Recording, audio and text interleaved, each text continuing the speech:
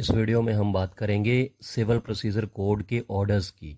देखिए, एक सीरीज़ शुरू की गई है इस चैनल पे सीपीसी के ऑर्डर्स की, और इससे पहले जो वीडियो बनाई है उसमें ऑर्डर 1 से लेकर ऑर्डर 4 तक हम कवर कर चुके हैं। ऑर्डर 1, ऑर्डर 2, ऑर्डर 3 और ऑर्डर 4। अब ऑर्डर 5 से स्टार्ट करेंगे, बिल्कुल सिंपल तरीके से विद एग्जांपल आपको मैं समझाऊंगा। देखिए, ऑर्डर 4 तक क्या था। ऑर्डर 4 में क्या था कि इंस्टीट्यूशन ऑफ सूट, कि जैसे कोई सिविल सूट है वो इंस्टीट्यूट हो जाता है, ये ऑर्डर 4 तक आता है। अब ऑर्डर 5 की बात कर लेते हैं। सूट तो इंस्टीट्यूट हो गया, आपने लगाया केस और प्लेंटिफ ने जो अपनी प्रोसेस है वो पूरी की, प्लेंट लगा दी, कोई एजेंट जो है रिकग्नाइज्ड, कोई लॉयर उसको हायर भी कर लिया और सूट इंस्टीट्यूट हो गया। अब ऑर्डर 5 क्या कहता है कि डिफेंडेंट को कैसे पता चलेगा कि उसके खिलाफ कोई सिविल केस, कोई सिविल सूट लगाया गया है। तो ऑर्डर 5 क्या बात करता है, issues and service of summons. तो ये सम्मन्स किसको जाएंगे, डिफेंडेंट को जाएंगे जिसके खिलाफ केस लगाया गया है। तो ऑर्डर 5 बात करता है issues and service of summons, कि उसकी सम्मन्स की उसको इशू किए जाएं डिफेंडेंट को जिसके खिलाफ केस लगा, ताकि उसको पता चले कि उसके खिलाफ केस लगा, उसकी सर्विस हो और वो कोर्ट में आए। तो ऑर्डर 5 हो गया। अब बात कर लेते हैं ऑर्डर 6 की। देखिए, डिफेंडेंट को अब सम्मन चले गए, सर्विस हो गई, उसको पता तो चल गया कि उसके खिलाफ कोई सिविल सूट लगा है, कोई सिविल केस लगाया गया है। लेकिन जैसे प्लेंट की हमने बात की थी कि प्लेंटिफ ने जिसने केस लगाया है उसने एक प्लेंट लगाई है जिसमें उसने जो रिलीफ मांगे हैं कोर्ट से वो बताए हैं, जो उसको कोर्ट से चाहिए, उसने केस क्यों लगाया है किसी के खिलाफ, वो अपनी प्लेंट में लिखता है। लेकिन अब जब डिफेंडेंट कोर्ट में आएगा तो वो भी अपनी बात रखेगा, उसको भी बात रखने का हक है। तो जो वो बात अपनी रखेगा उसको क्या कहते हैं, उसको जो वो अपना जवाब देगा इसके रिप्लाई में, उसको बोला जाता है रिटन स्टेटमेंट। क्या बोलेंगे हम, रिटन स्टेटमेंट। रिटन स्टेटमेंट कौन देगा, डिफेंडेंट देगा जिसके खिलाफ केस लगाया है। तो देखिए, इसको प्लीडिंग्स बोला जाता है। जो प्लेंट है और जो रिटन स्टेटमेंट है, इन दोनों को क्या बोला जाता है, प्लीडिंग्स। तो ये बात करता है किस में की जाती है, कौन से ऑर्डर में, ये ऑर्डर 6 में इसकी बात होती है प्लीडिंग्स की। प्लीडिंग्स किसको कहते हैं, प्लेंट को, जो प्लेंटिफ लगाता है। और जब डिफेंडेंट की सर्विस हो जाती है, डिफेंडेंट जब कोर्ट में आके अपनी रिटन स्टेटमेंट देता है, प्लेंट और रिटन स्टेटमेंट इन दोनों को प्लीडिंग्स बोला जाता है, और जो कि ऑर्डर 6 में इसकी बात की गई है, प्लीडिंग्स। अब बात कर लेते हैं ऑर्डर 7 और ऑर्डर 8 की। देखिए, ऑर्डर 7 के अंदर यही प्लीडिंग्स ही चलेंगी। सबसे पहले ऑर्डर 7 क्या बात करता है कि जो प्लेंट होती है, जो प्लेंटिफ लगाता है, पहले वो जमा होगी। तो ये बात की जाती है ऑर्डर 7 में। और उसके बाद मैंने क्या बताया था कि जब डिफेंडेंट आ जाता है तो वो क्या देता है, रिटन स्टेटमेंट देता है अपनी। इसकी बात की गई है ऑर्डर 8 के अंदर। तो ये दोनों प्लीडिंग्स हैं। प्लीडिंग्स की बात की गई है ऑर्डर 6 में। उसके बाद पहले प्लेंट जमा होगी ऑर्डर 7 के अकॉर्डिंग, उसके बाद रिटन स्टेटमेंट आएगी ऑर्डर 8 के अकॉर्डिंग। तो अब बात कर लेते हैं नेक्स्ट ऑर्डर की। देखिए, अब आगे का जो स्टेप है कि डिफेंडेंट को जो हमने सर्विस करवाई थी, जो उसको सम्मन भेजा गया था, उसके बाद कोर्ट उनको ये ऑर्डर देता है कि आपको सम्मन मिल चुका है, आपकी सर्विस हो चुकी है, आपको पता चल गया है कि आपके खिलाफ सिविल केस लगा है, तो आपको खुद कोर्ट में आकर अपीयर होना पड़ेगा, इन पर्सन आपको आना पड़ेगा। तो ये बात की गई है appearance of parties and consequences of non appearance की। अगर पार्टीज़ पता चलने के बाद भी नहीं आती हैं कोर्ट के अंदर कि उनके खिलाफ केस लगा है, तो उसके कॉन्सिक्वेंसेस, उसके विपरीत प्रभाव क्या हो सकते हैं। तो ये किस में बताया गया है, ऑर्डर 9 में। ऑर्डर 9 के अंदर अपीयरेंस ऑफ पार्टीज़ और कॉन्सिक्वेंसेस ऑफ नॉन अपीयरेंस की बात की गई है। तो ऑर्डर 9 तक हम कवर कर चुके हैं। अब बात करते हैं नेक्स्ट ऑर्डर की। देखिए, अब ऑर्डर 9 तक हम कवर कर चुके हैं कि डिफेंडेंट जो है वो कोर्ट में अपीयर भी हो गया है, उसने अपनी रिटन स्टेटमेंट भी दे दी है, अपना जवाब दे दिया है, प्लीडिंग्स बन चुकी हैं। अब कोर्ट क्या करेगा कि दोनों पार्टीज को पूछेगा कि जो जो एलिगेशन आपने एक दूसरे पर लगाए हैं उसको आप एडमिट करते हैं, किस पॉइंट पे आप एडमिट करते हैं, किस पॉइंट को आप डिनाई करते हैं। तो वो क्या कहलाता है, examination of parties by the court. तो ये किस में आता है, ये आता है ऑर्डर नंबर 10 के अंदर। तो ऑर्डर 10 में आएगा examination of parties by the court. देखिए ऑर्डर 10 तक तो हमने बात कर ली है। अब ऑर्डर 11 की बात करते हैं। इसमें क्या होता है कि जैसे कोर्ट के अंदर डिफेंडेंट आ भी गया, उसने अपनी रिटन स्टेटमेंट भी दे दी, प्लीडिंग्स हो चुकी हैं, तो अब कोर्ट क्या करता है कि डॉक्यूमेंट्स मंगवाता है। डॉक्यूमेंट्स जो कि उसके उनके दोनों पार्टीज़ के डॉक्यूमेंट्स को मंगवाया जाता है, उनकी इंस्पेक्शन की जाती है प्रॉपर, और उनको कहा जाता है कि आप वो डॉक्यूमेंट्स, रेलेवेंट डॉक्यूमेंट्स अपने केस से रिलेटेड दें कोर्ट के अंदर।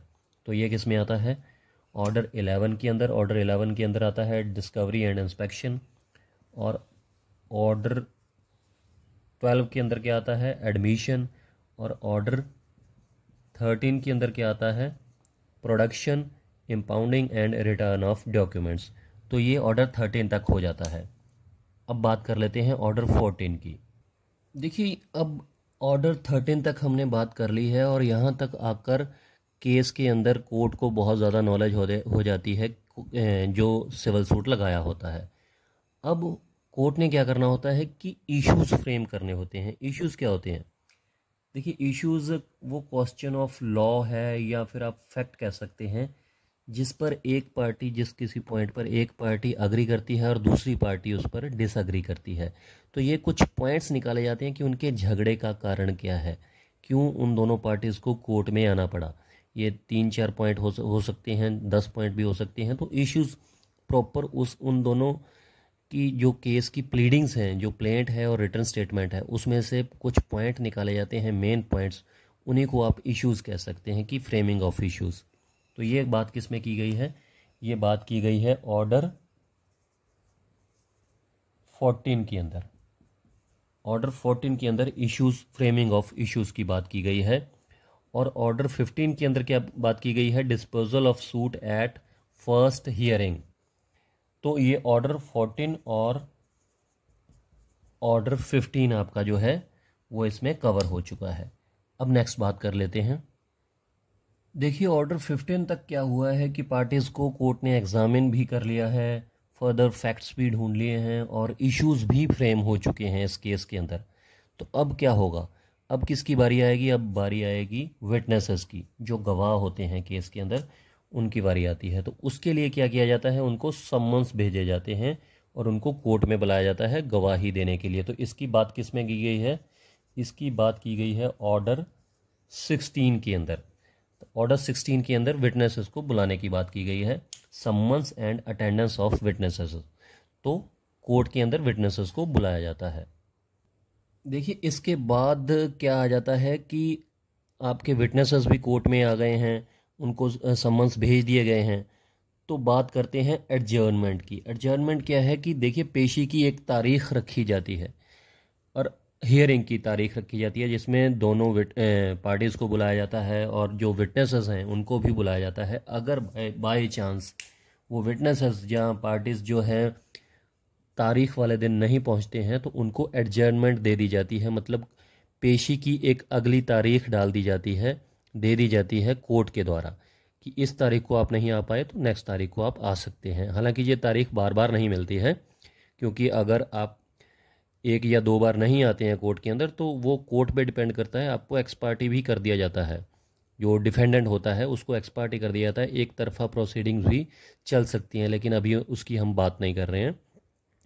अभी हम बात कर रहे हैं कि कोर्ट एडजर्नमेंट दे सकता है। इसकी बात किसमें की गई है, ऑर्डर 17 के अंदर। ऑर्डर 17 क्या कहता है, एडजर्नमेंट की बात करता है कि कोर्ट की जो पेशी है, जो पेशी की तारीख है वो आगे कर दी जाती है। अब ऑर्डर 18 की बात करें तो ऑर्डर 18 क्या कहता है, hearing of suit and examination of witnesses. देखिए एक बार जब एडजर्नमेंट मिल गई तो उसके बाद जो नेक्स्ट तारीख होती है कोर्ट के अंदर अपीयर होने की, तो उस तारीख को अपीयर होना ही होता है। पार्टीज़ को भी और जो विटनेसेस होते हैं उनको भी बुलाया जाता है और उनको एग्जामिनेशन एग्जामिन किया जाता है, उनकी क्रॉस एग्जामिनेशन होता है, उनका चीफ होता है, तो विटनेसेस को बुलाया जाता है, उनकी गवाही करवाई जाती है। तो ये बात किस में होती है? ऑर्डर 18 के अंदर। देखिए, जो विटनेसेस होते हैं और जो पार्टीज़ होती हैं, जो अपने फैक्ट्स को प्रूव करने के लिए अपना एफिडेविट भी दे सकती हैं, जो गवाही होती है उसके साथ भी एफिडेविट दे सकते हैं। तो एफिडेविट की बात किस में की गई है? एफिडेविट की बात की गई है ऑर्डर 19 के अंदर। तो ऑर्डर 19 तक हम कवर कर चुके हैं। देखिए, अब इस पूरी हियरिंग के बाद, ये सारे स्टेप्स होने के बाद बारी आती है जजमेंट की और डिक्री की। जजमेंट और डिक्री किस में आते हैं? ऑर्डर 20 में। ऑर्डर 20 में बात की गई है जजमेंट की और डिक्री की। डिक्री क्या होती है? डिक्री होती है कि जिसमें दोनों पार्टीज़ के राइट्स की बात की जाती है, और जजमेंट जो है वो एक स्टेटमेंट होती है जो कि एक जज बनाता है, जो कि डिक्री के बेसिस पे ही बनाई जाती है जज के द्वारा। तो ऑर्डर्स 20 क्या बात करता है? जजमेंट की और डिक्री की। तो जजमेंट आ गई, फैसला आ गया, डिक्री बन चुकी है। उसके बाद ऑर्डर 21 जो है वो बात करता है एग्जीक्यूशन ऑफ डिक्री की, कि जो डिक्री आई है उसको एग्जीक्यूट कैसे करवाना है, लागू कैसे करवाना है, उसकी एग्जीक्यूशन के लिए execution of decree and orders, जो भी ऑर्डर्स कोर्ट के द्वारा पास किए गए हैं, जहाँ डिक्री बनाई गई है, जहाँ जजमेंट दी गई है, तो उसमें क्या है? ऑर्डर 21 में बात की गई है एग्जीक्यूशन की, execution of decree and orders की। तो यहाँ तक हम कंप्लीट कर चुके हैं सीपीसी के ऑर्डर 1 से लेके ऑर्डर 21 तक। ऑर्डर 1 से लेके ऑर्डर 4 तक एक अलग वीडियो है, और ऑर्डर 5 से लेके 21 तक यही वाली वीडियो है जो आप देख रहे हैं। तो बिल्कुल सिंपल तरीके से समझाने की मैंने कोशिश की है, उम्मीद करता हूँ क्लियर हो गया होगा।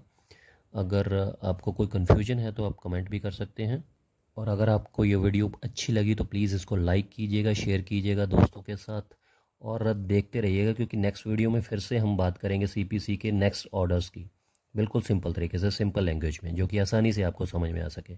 कमेंट करके ज़रूर बताइएगा ये वीडियो कैसे लगी। शुक्रिया, धन्यवाद।